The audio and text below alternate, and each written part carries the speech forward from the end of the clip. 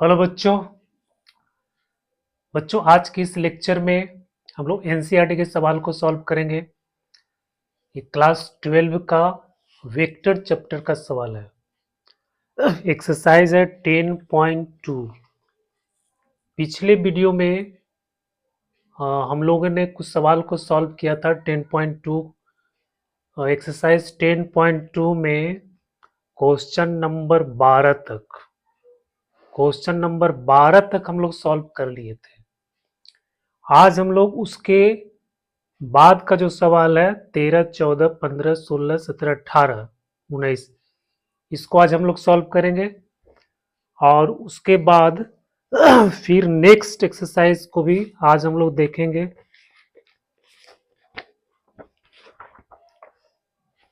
तो बच्चों, इस लेक्चर में आप सबका बहुत बहुत स्वागत है। तो आइए हम लोग सॉल्व करते हैं सवाल को।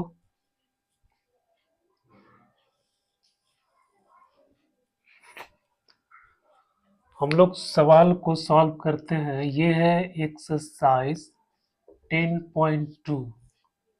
10.2 का क्वेश्चन नंबर 13। 10.2 का क्वेश्चन नंबर 13। कर find the direction cosines of the vector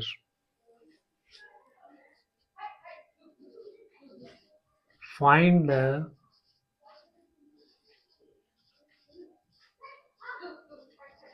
direction cosines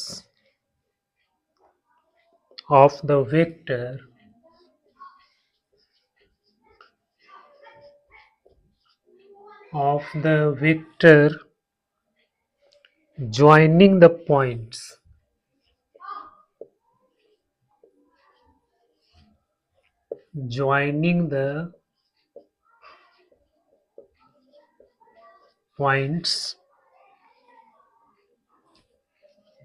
a 1, 2, -3 and b -1, -2, 1 directed from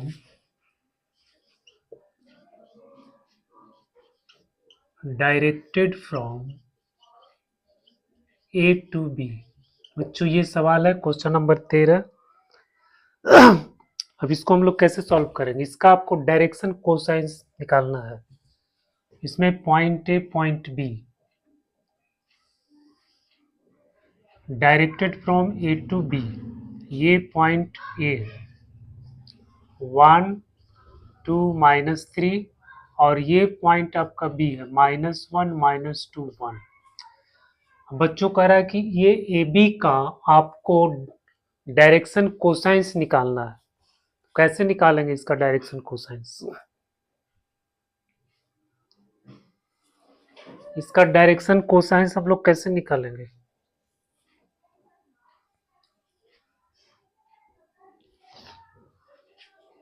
देखो, जब भी आपको इस तरह का सवाल दिया हुआ है, 2 पॉइंट दिया हुआ है, तो ये करा directed from A to B. A से बी की तरफ इसका डायरेक्शन है। ठीक है, तो हम लोग एक वेक्टर प्राप्त करते हैं। ये क्या है? 1, 2, -3 ये पॉइंट है। ठीक है, इसको हम लोग पॉइंट ए का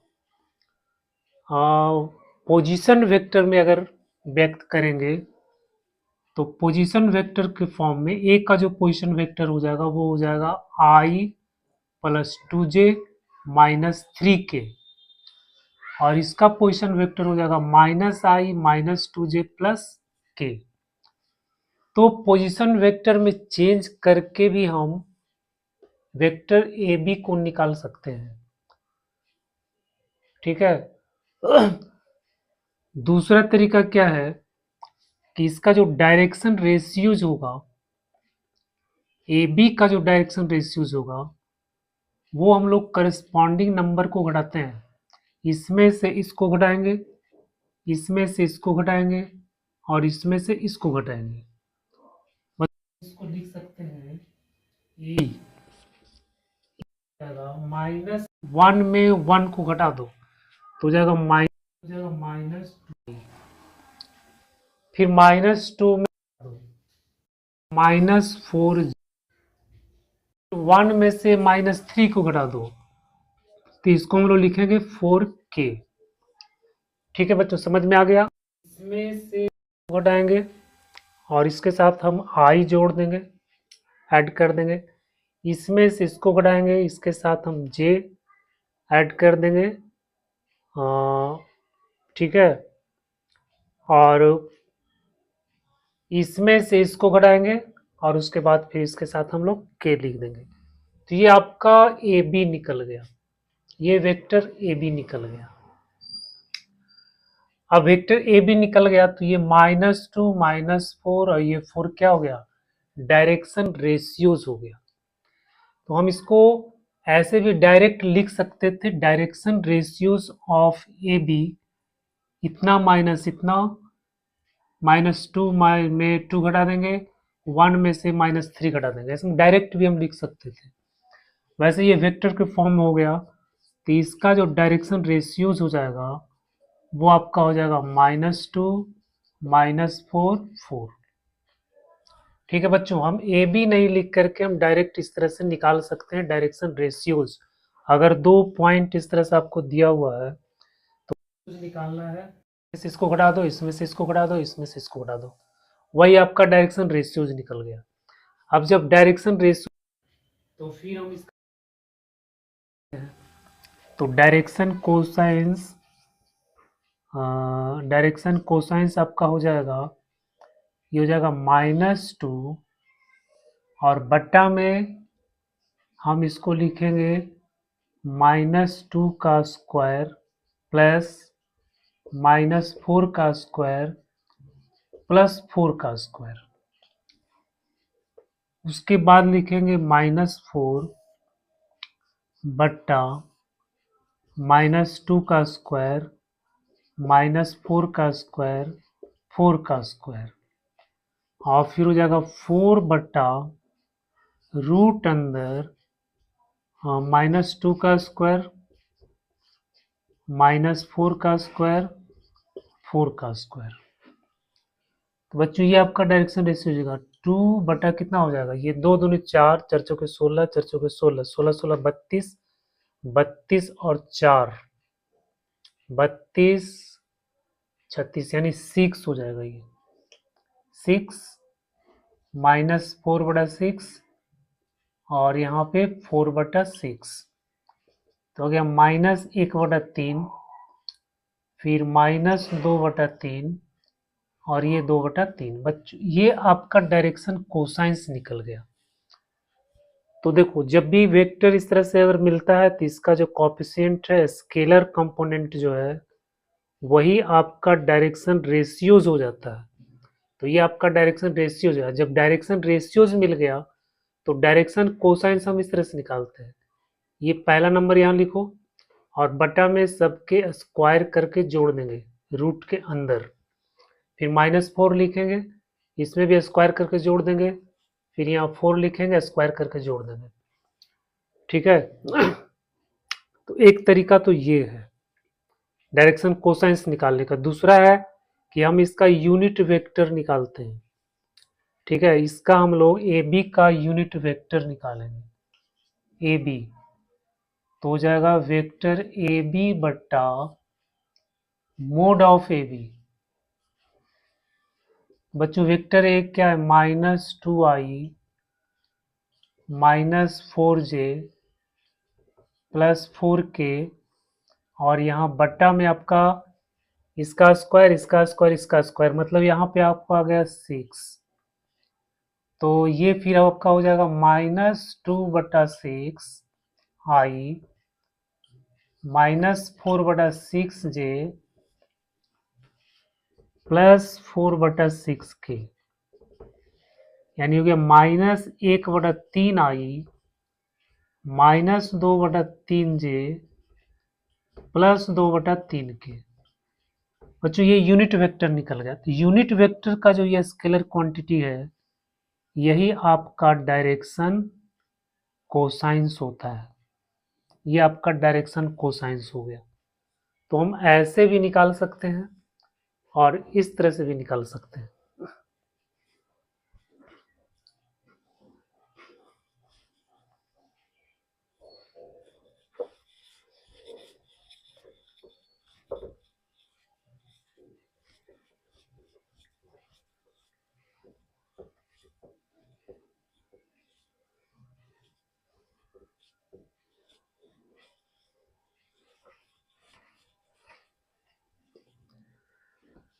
अब देखो question number 14।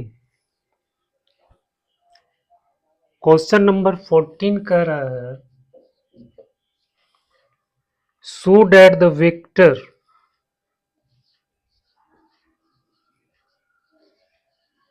so that the vector I plus j plus k is equally inclined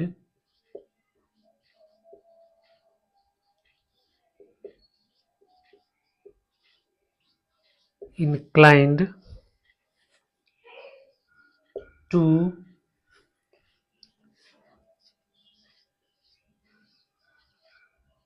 the axis है कि ये जो वेक्टर है ये OX के साथ OY के साथ OZ के साथ सबके साथ इक्वल एंगल बनाता है, मतलब वो इक्वली इंक्लाइंड है। ठीक है, तो हम कैसे पता करेंगे कि ये वेक्टर OX के साथ OY के साथ OZ के साथ को इक्वल एंगल बनाता है। ठीक बच्चों, देखो डायरेक्शन कोसाइन से हमको पता चल जाएगा। अगर डायरेक्शन कोसाइंस सबका सेम है तो हम बोलेंगे कि वो इक्वली इंक्लाइंड है, क्योंकि देखो cos alpha, cos beta, cos gamma, ये आपका क्या डायरेक्शन कोसाइंस है। तो अगर cos alpha, cos beta, cos gamma यानी एल एम एन, अगर तीनों का वैल्यू सेम आ जाता है तो बच्चों ये क्या हो जाएगा, तीनों एक्सिस इक्वल एंगल बनाएगा, मतलब तीनों एक्सिस के साथ वो इक्वली इंक्लाइंड हो जाएगा। तो हम ये फाइंड करने का प्रयास करते हैं एल एम एन को। ठीक है, तो अभी हम बताए थे कि ये वेक्टर, मान लो कि ये वेक्टर आपका ए है, लेट आई जे प्लस के। अब इसका हम लोग यूनिट वेक्टर निकालेंगे। तो वेक्टर ए बटा mode of vector A, vector ये आपका हो गया आई प्लस जे प्लस के, और फिर यहां लिखेंगे इसका mode, one square one square one square. तो बच्चों ये आपका हो गया आई प्लस जे प्लस के, और बटा में हो जाएगा √3। अब इसको हम लोग लिख सकते हैं 1/√3i, 1/√3j, 1/√3k।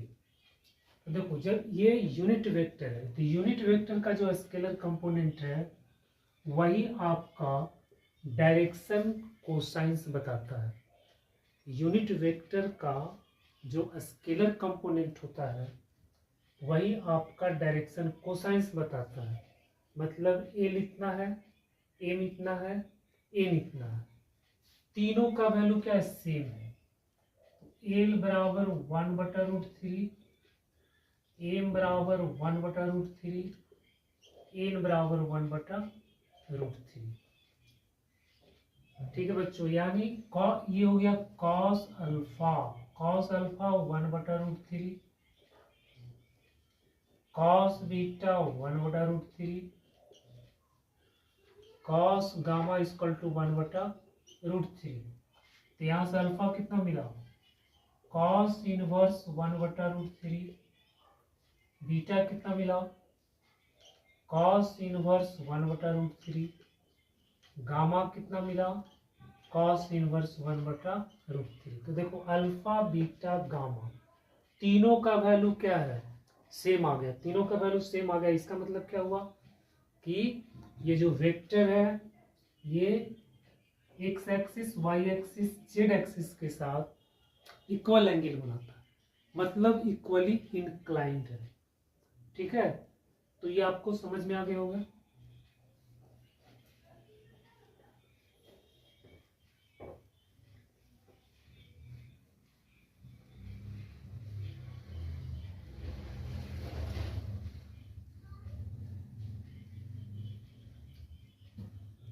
अब देखते हैं हम लोग question number 15।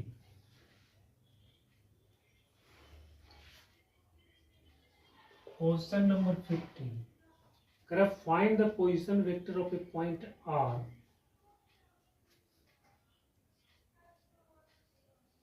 Find the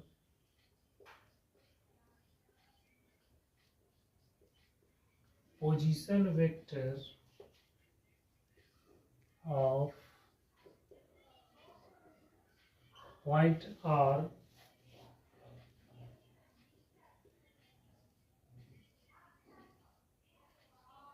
which divides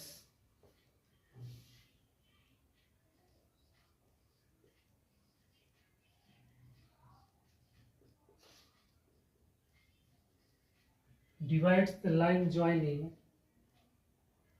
two points joining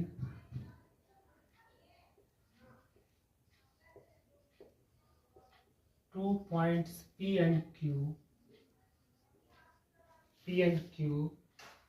whose position vectors are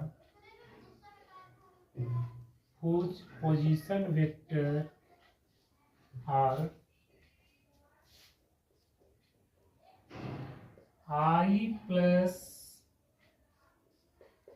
2j minus k and minus I plus j plus k respectively in the ratio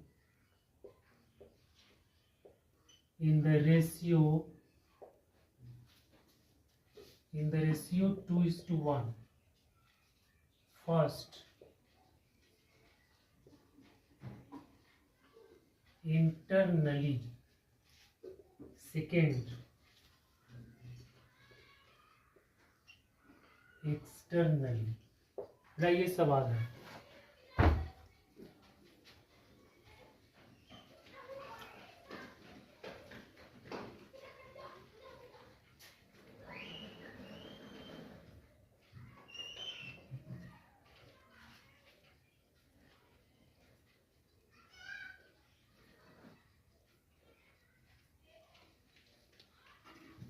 ये आपका सवाल है।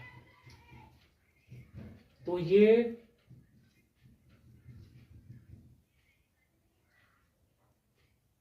जो फॉर्मूला होता है, मान लो कि ये एक लाइन है ए बी, ठीक है, इसका पोजीशन वेक्टर ए है, इसका पोजीशन वेक्टर बी है, ये ऑरिजिन है, इसका पोजीशन वेक्टर आपको बी है, इसका पोजीशन वेक्टर आपका ये है, और इसके बीच में कहीं पे कोई पॉइंट है,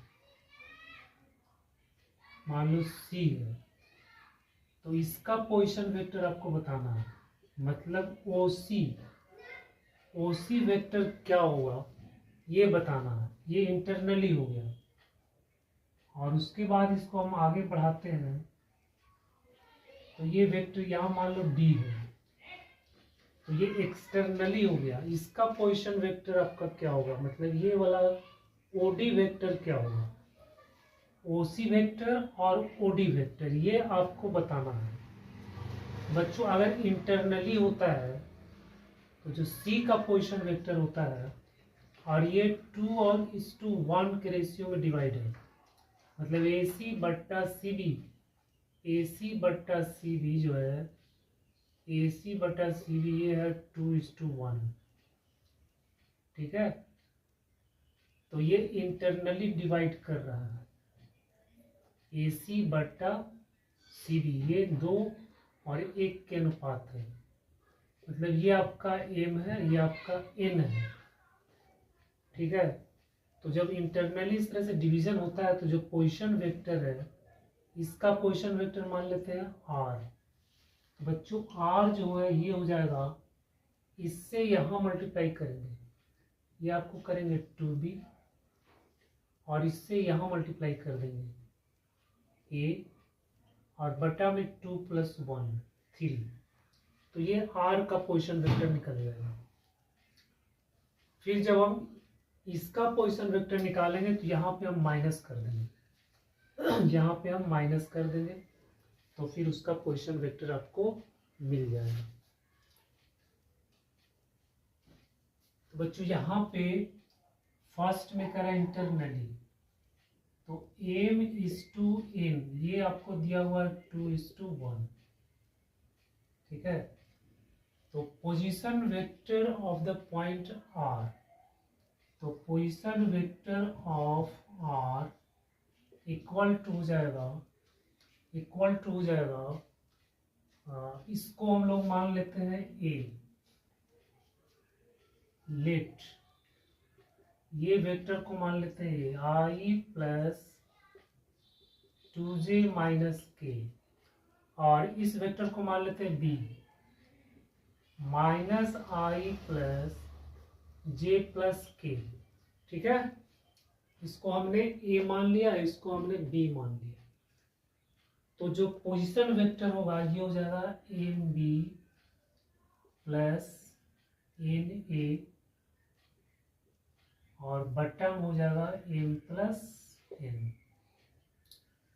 अच्छा, ये आपका पोजीशन वेक्टर हो गया। तब इसमें हम लिखेंगे M है 2, और B है ये वाला -I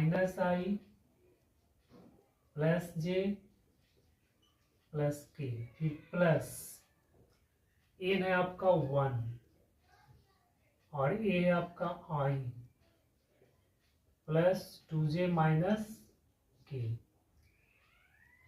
और बटा में लिखेंगे M + N, तो 2 1 3 हो गया। अब यहाँ से -2I, I में से 2I घट गया तो हो गया -I, 2j और 2j हो जाएगा 4j, और k और -k ये कैंसिल हो गया बच्चों। तो इस R पॉइंट का जो पोजीशन वेक्टर है OR, R ये आपका इतना हो गया, ठीक है, ये आपका इतना हो गया।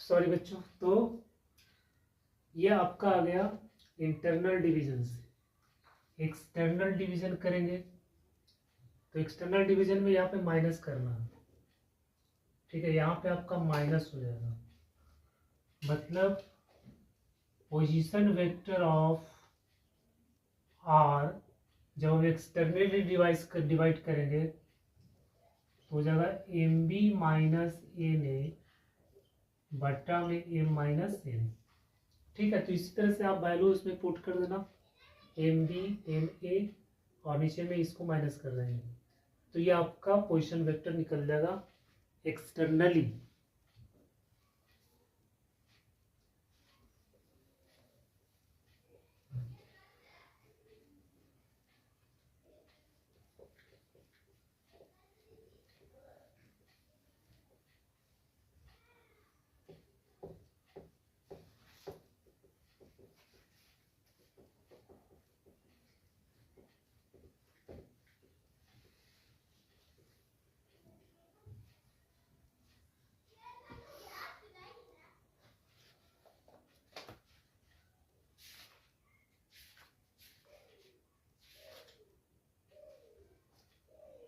बच्चों ने देखते हैं question number 16। Find the position vector of the mid point of vector joining the point. अच्छा, मिड पॉइंट का पोजीशन वेक्टर फाइंड करना है। देखो पोजीशन वेक्टर मिड पॉइंट, ये पॉइंट आपको दिया हुआ है P 2 3 4 और ये पॉइंट आपको दिया हुआ है 4 1 -2। ठीक है, मिड पॉइंट का निकालना है। मतलब मिड पॉइंट का मतलब ये और ये, इसका रेशियो दोनों का क्या होगा, सेम हो जाएगा। मतलब m का वैल्यू और ये n का वैल्यू। ठीक है, दोनों वैल्यू हम लोग क्या ले लेंगे, 1। दोनों का वैल्यू क्या हो जाएगा, सेम। मतलब m बराबर n हो जाएगा। ठीक है, तो position vector of mid point, mid point को मान लो यहाँ पे r। तो position vector of r equal to ये 1 और ये 1, क्योंकि m बराबर n है तो m बटा n करेंगे तो 1/1 आएगा। ठीक है, तो अब जो इसका पोजीशन वेक्टर क्या होगा, इसका पोजीशन वेक्टर, इसको हम लोग मान लेते हैं a बराबर 2i + 3j + 4k और इसका पोजीशन वेक्टर मान लेते हैं b है 4i + j - 2k। बच्चों इस तरह से पोजीशन वेक्टर लिखते हैं। तो 1 को इससे मल्टीप्लाई कर देंगे, मतलब ये हो जाएगा 4i + j - 2k, फिर प्लस में ये हो जाएगा 2i + 3j + 4k और बटा में 1 1 क्या लिखेंगे, 2। ठीक है, तो पोजीशन वेक्टर मिड पॉइंट का जो पोजीशन वेक्टर होता है a + b/2 ये होता है। ये दोनों को जोड़ देंगे, उसके बाद 2 से डिवाइड कर देंगे। तो 4 और 2 4j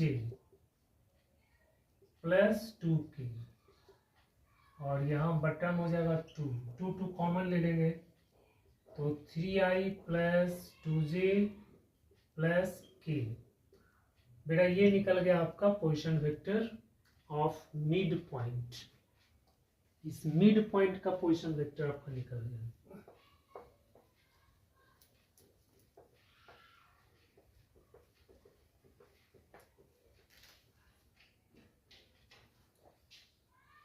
अब देखो क्वेश्चन नंबर 17। क्वेश्चन नंबर 17 इसमें कह रहा show that point A B C with position vector right angle triangle. एक ट्रायंगल आपका बन रहा है। ठीक है, ए बी सी एक ट्रायंगल है,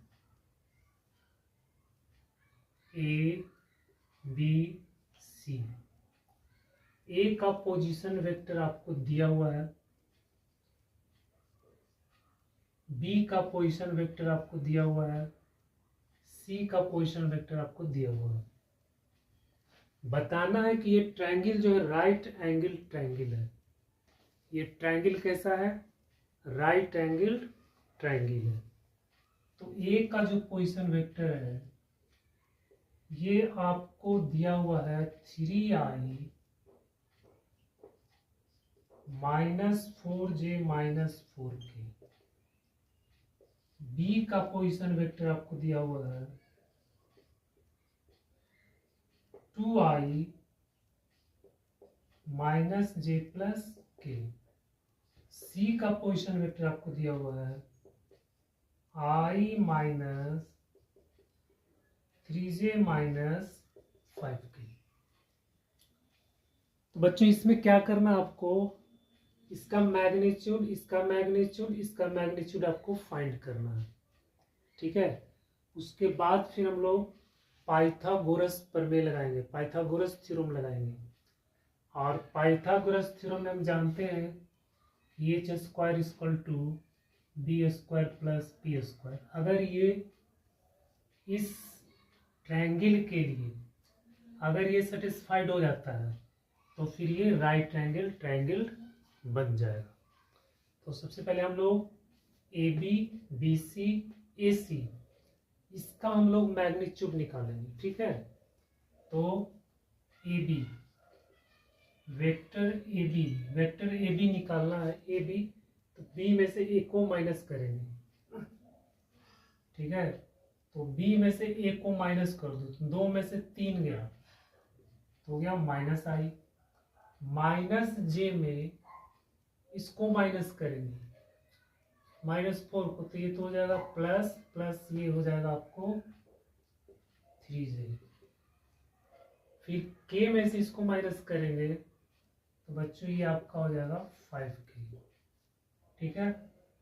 फिर निकालो BC, फिर इसका मोड निकालो, मोड ऑफ AB। तो रूट अंदर यहाँ -1 का स्क्वायर कर देंगे 1, यहाँ से आपका हो जाएगा 9, यहाँ से आपका हो जाएगा 25 इक्वल टू रूट अंदर 25 और 10 35। अब BC निकालो, तो C में से B को घटाएंगे, 1 में से इसको घटाएंगे तो हो जाएगा -i, -3 में इसको घटाएंगे तो -3 प्लस 1 यानी हो गया -2j, -5 में से इसको घटाएंगे तो हो जाएगा -6k।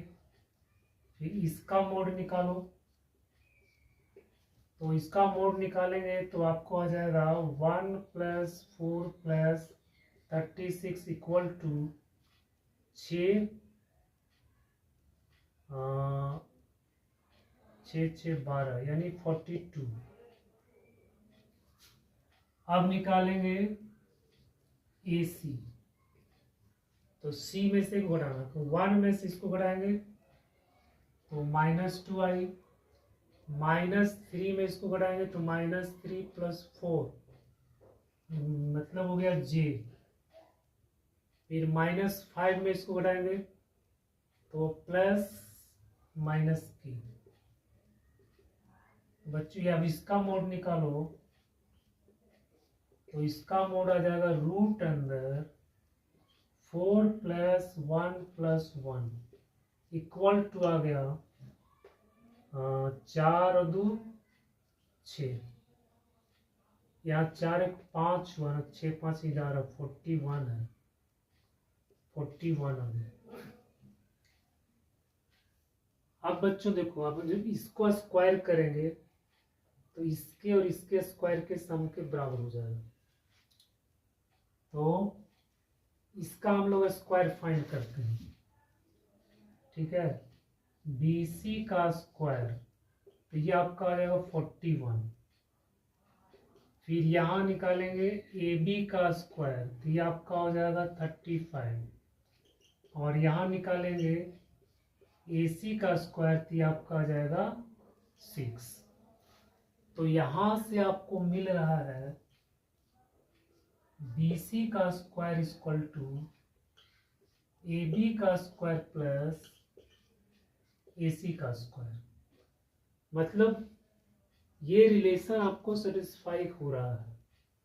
ये हो जाएगा H, ये हो जाएगा P, ये हो जाएगा B।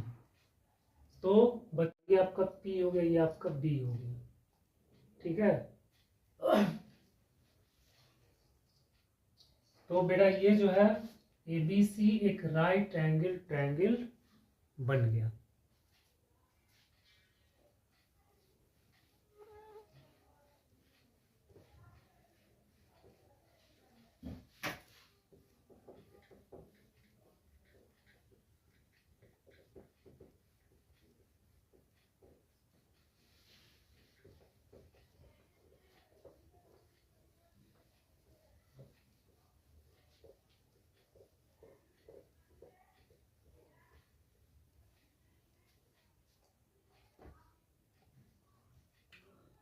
Question number 18, question number 19, ये आप खुद इसको कर सकते हो।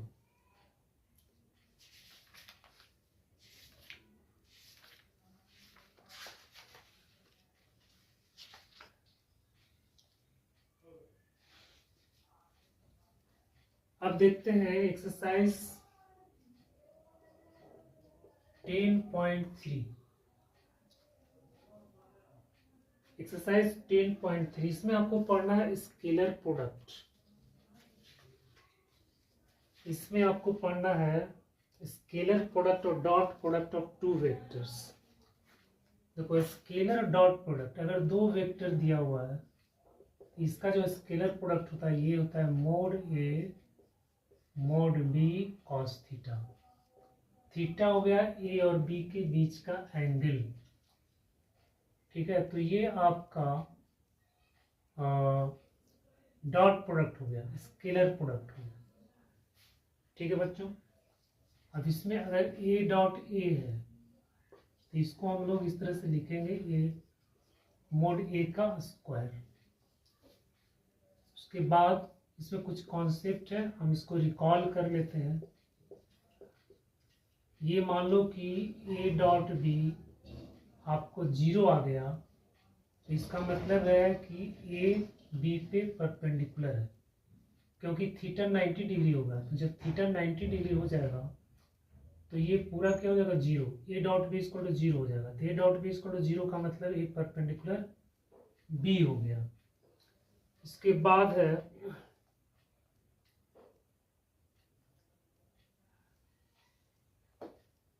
इसमें जो है कि ए डॉट बी और बी डॉट ए दोनों इक्वल होता है, ठीक है। ये कॉम्यूटेटिव लॉ इसमें लागू होता है। फिर जो ऑर्थोगोनल वेक्टर्स है, जैसे आई डॉट आई, बच्चों आई डॉट आई जब करेंगे तो दोनों के बीच का एंगल कितना बनेगा 0, ठीक है। तो ये यूनिट वेक्टर है, तो इसका वैल्यू आपको आएगा 1। उसी तरह से जे डॉट जे, इसका वैल्यू 1 आएगा। के डॉट के, इसका भी वैल्यू आपको आ जाएगा 1, ठीक है। लेकिन आई डॉट जे जब करेंगे तो इसका वैल्यू आपको आएगा 0। जे डॉट के करेंगे तो इसका वैल्यू आपको आएगा 0। आई डॉट के करेंगे तो इसका वैल्यू आपको आएगा 0। मतलब ये जब डिफरेंट होगा तो 0 आएगा, सेम रहेगा तो 1 आएगा, ठीक है। तो ये स्केलर प्रोडक्ट का कुछ कॉन्सेप्ट था, ठीक है। इसको आपको याद रखना।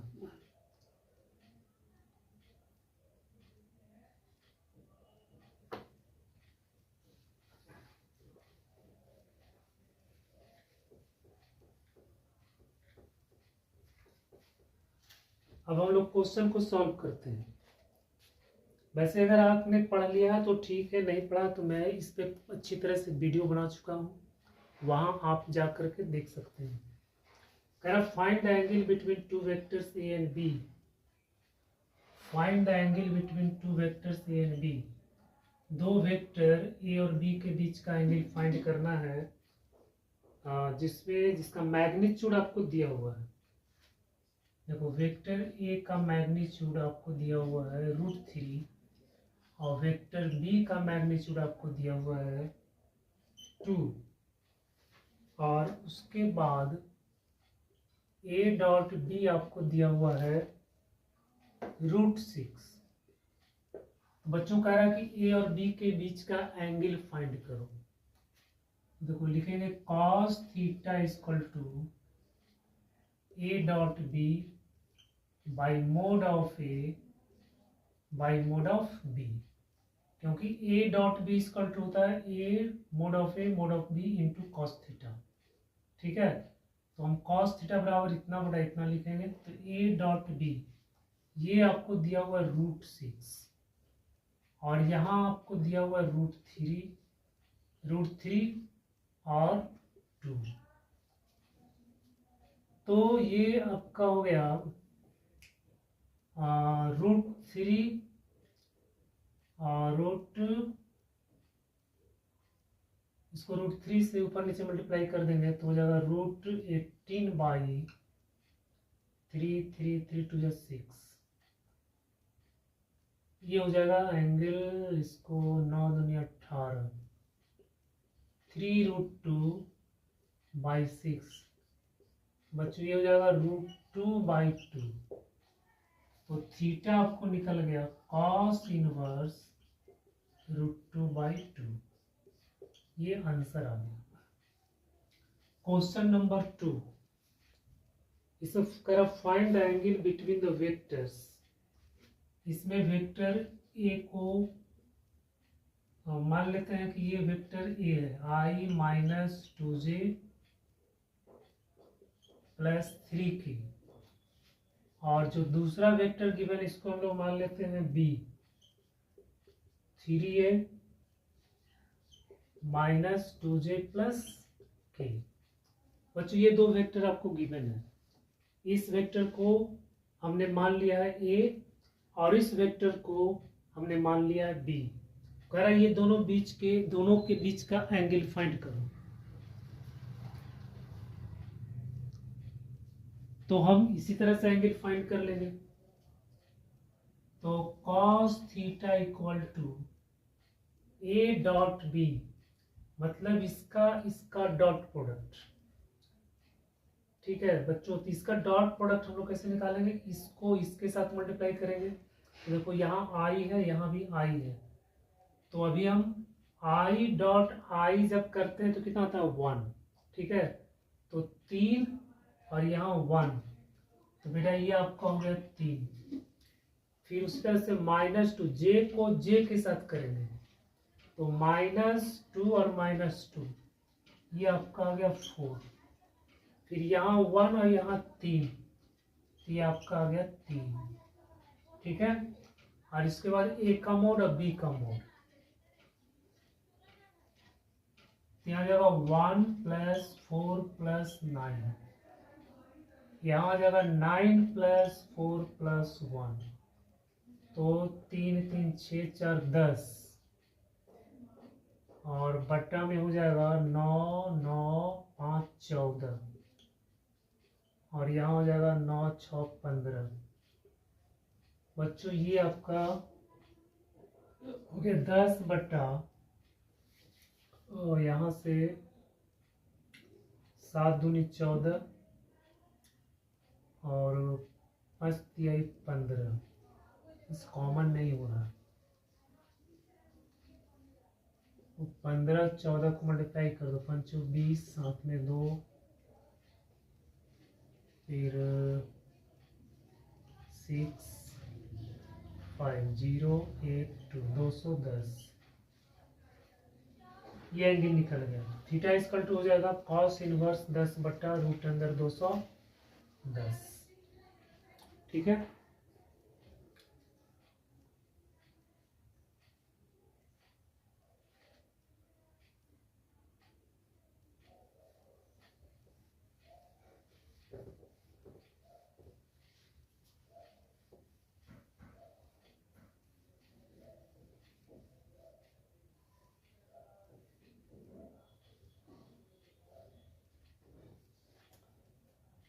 Question number 3, find the projection of vector.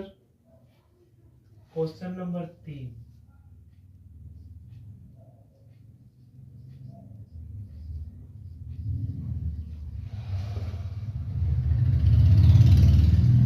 Find the projection of vector i-j on i + j। बच्चों इसमें प्रोजेक्शन निकालना है। ठीक है, ये बहुत इंपॉर्टेंट कॉन्सेप्ट है। प्रोजेक्शन का फॉर्मूला होता है, जैसे मान लो कि ये कोई वेक्टर है और ये आपका एक लाइन दिया हुआ है L। ठीक है, तो इसका प्रोजेक्शन इस पे निकालना है। इस वेक्टर को मान लो A। ठीक है, और यहाँ से ये जो वेक्टर बन रहा है, इसमें वेक्टर इसको मान लेते हैं B। ठीक है। तो अगर इसका इस पे प्रोजेक्शन, तो इसका इस पे प्रोजेक्शन ये वाला हो, तो इसका वैल्यू आपको फाइंड करना है। तो ए का बी पे प्रोजेक्शन, तो ए का बी पे जो प्रोजेक्शन होता है ये होता है ए डॉट बी का यहाँ यूनिट वेक्टर। तो ये आपका फॉर्मूला है, projection of A on B, projection of A on B. तो ए डॉट बी कैप, अगर बी का प्रोजेक्शन ए पे बताना है तो हम लिखेंगे बी डॉट ए कैप। जिसका प्रोजेक्शन बताना है उसको हम लोग वेक्टर के फॉर्म में लिखेंगे, और जिस पे निकालना है उसको यूनिट वेक्टर के फॉर्म में लिखेंगे। तो projection of A on B, projection of B on, ठीक है, लेट ए बराबर आई माइनस जे और बी बराबर आई प्लस जे। तो ए का बी पे प्रोजेक्शन,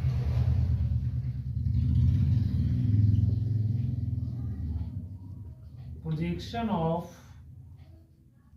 ए ऑन बी। बच्चों ये हम लोग लिखेंगे ए डॉट बी, ऐसे भी लिख सकते हैं ए डॉट बी बटा मोड ऑफ बी, क्योंकि ये बी का यूनिट वेक्टर है। इसको ऐसे भी लिख सकते हैं ए और बी का यूनिट वेक्टर। तो ये यूनिट वेक्टर आपका हो गया बी बटा मोड बी, ठीक है। तो ऐसे भी लिख सकते हैं, ऐसे भी लिख सकते हैं। तो A dot B, A dot B मतलब इसका इसका डॉट प्रोडक्ट करेंगे तो 1 यहाँ हो गया 1, और इसके बाद फिर इसको इसको कर देंगे तो ये बेटा हो गया 1, और बट्टा में मोड बी, बी का मोड हो जाएगा आपको 1 स्क्वायर हो जाएगा 2। मतलब ये प्रोजेक्शन आपका कितना आ गया 0। ए का बी पे प्रोजेक्शन कितना आ गया 0, ठीक है। आई माइनस जे का आई प्लस जे पे जो प्रोजेक्शन बनेगा वो आपका आएगा 0। ए डॉट बी करेंगे 1 को 1 से करेंगे 1 आ गया, फिर -1 को 1 से करेंगे -1 आ गया, तो 1 1 0। तो बच्चों ये प्रोजेक्शन आपका कितना आ गया 0।